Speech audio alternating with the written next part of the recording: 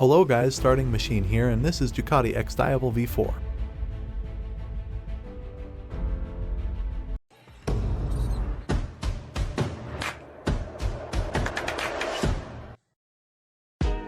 Quote from topspeed.com: ever since the Panigale V4's debut in 2018, Ducati has been slowly but surely uprooting its twin-cylinder engines, replacing them with more powerful, smoother, and reliable V4 units.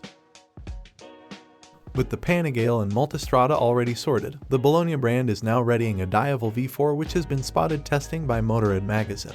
The new Diavel will be part of Ducati's September 2023 model unveils, one of which was the Street Fighter V4 Lamborghini. The spy shots of the Diavel V4 reveal quite a lot about the motorcycle, starting with its new engine. For the first time in its 12-year life, the Diavel will switch to a 158cc V4 engine drawn from the Multistrada V4, with the engine casings and the rather unique 4-port, barrel gun-like exhaust being a dead giveaway of the same.